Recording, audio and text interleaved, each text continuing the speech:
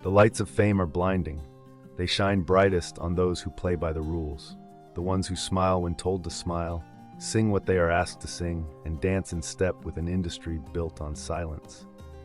But not everyone was made for silence, and Wyclef Jean was never one of them. From the dusty corners of Haiti to the concrete streets of Brooklyn, his music carried the grit of survival and the cry of a people long oppressed. Where others polished their lyrics to fit the taste of industry gatekeepers, Wyclef's words spoke of hunger, blood, injustice, and the unbreakable spirit of black people. That voice, sharp, raw, and unapologetic, made him beloved by the masses, but feared by the powerful. He sold millions. He shared stages with the biggest names of his time. His words moved stadiums and brought tears to eyes. Yet when the curtains rose at the grand award shows, his name was always missing from the winners' list. No golden statue, no standing ovation from the elite. It was the quiet punishment reserved for a man who refused to be a bootlicker in an industry that rewards obedience. Wyclef's life was filled with moments that defined his destiny as more than a musician. The first time he met Nelson Mandela, it was not as a star but as a student. Mandela's aura filled the room like history itself.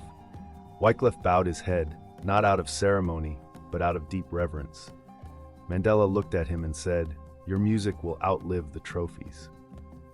That single sentence struck deeper than any award could, and it stayed with him long after the applause of crowds faded. When Rwanda bled in 1994 and nearly 1 million lives were erased in 100 days of horror, the world looked away.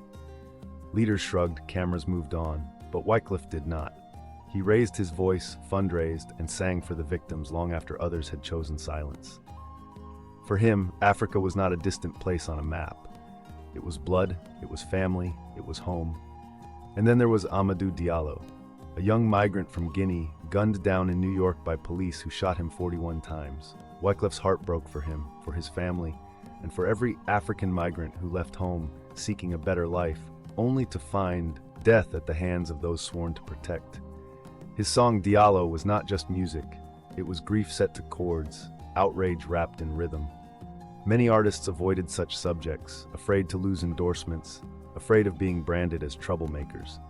But Wyclef sang his truth, and with every verse, he drove a knife into the heart of the system that had taken Diallo's life. From Cameroon to Nigeria, from South Africa to the streets of Harlem, Wyclef showed up. Not for photo ops, not for headlines, but for solidarity. He saw himself in the African migrant hustling on foreign soil, in the Caribbean youth facing police brutality, in the African American child trapped in poverty.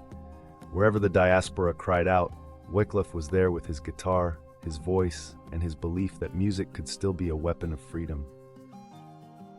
But truth has a cost.